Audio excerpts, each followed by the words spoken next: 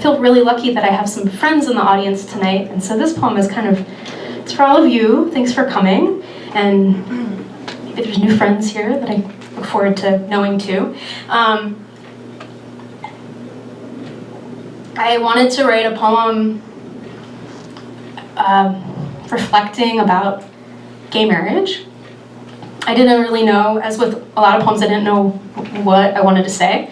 I thought it was going to be some kind of critique or something, I don't know, and then I ended up just writing a love poem for my friends. So thank you, friends, and my chosen family as well. So, gay marriage poem. We could promise to elope, like my grandmother did, if a football team won on homecoming night. We could be good queers, an oxymoron we never longed for. We could become wed, locked, as the suffix was once intended, lyco, common, Teutonic, for play.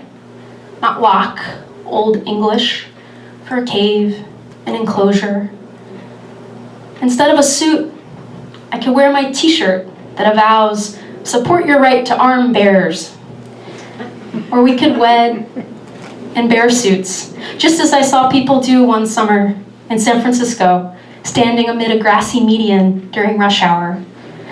They were so personally, anonymously political, blocking the ocean breeze in acrylic fur. Forget such solemnities, I want to run through streets shouting up to all my beloved's windows. Friends, in sickness and in health, I refuse to forsake you. On Charlotte Street, Home, Euclid, Decatur, Union, Straub's, Rebecca, Bennett Ave, 38th, Woolslayer Way. And the only wedding I was a part of, I was the flower girl who held up the ceremony, kneeling to drop equal dividends of petals beside every pew, refusing to leave anyone out. Let us speak without occasion of relations of our choosing, tied intricately as the warps and wefts amid mats of moss, without competing for sunlight. Our hairy caps are forever lodging in spaces that myopic travelers can't see. Of such loves unwrit at the boundary layer between earth and air, I feel most clear.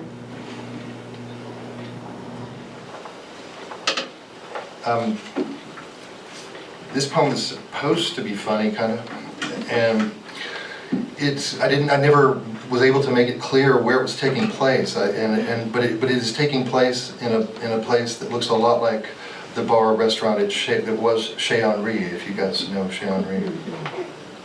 You also may need to know that Lear, the play by Shakespeare, doesn't end well. Oh, don't give that away. See, that's what we like. Thank you.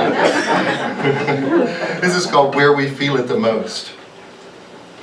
The man was cockeyed, so when he asked, "Have you ever really known true love?" all of us mumbled something at once, thinking the question was personal for our own selves, as we used to say, and then we all felt awkward, like we'd revealed mumblings we might not ought of. All of us, you see, are from the South, and from a time that might also be called the South, a polite time not far from here. The cockeyed man was a bartender, and we were his drunks. So it should have been funny and familiar, since no one ever knows who the hell exactly Scott means when he says, "What are you having?" We'd been chatting about Lear, wondering if finding true love his own self, as we used to say, at the end of the play was enough to give meaning to his life. Redeem, all that. Him with his dead daughter in his arms, and really old too. That's when Scott chimed in with his question to who the hell knows, as we used to say, after saying that true love between a father and a daughter was one, weird, and two, an unsatisfactory reading of a play that's really about learning to lie better in order to survive more or less in a godless universe. Well, even a fucking blind squirrel finds a nut now and then, as we used to say, we thought. And then out came that question from Delphi there, and I just looked at you, love, after you mumbled whatever that looked like yes, put a napkin to your lips, and looked around at everyone else just looking around.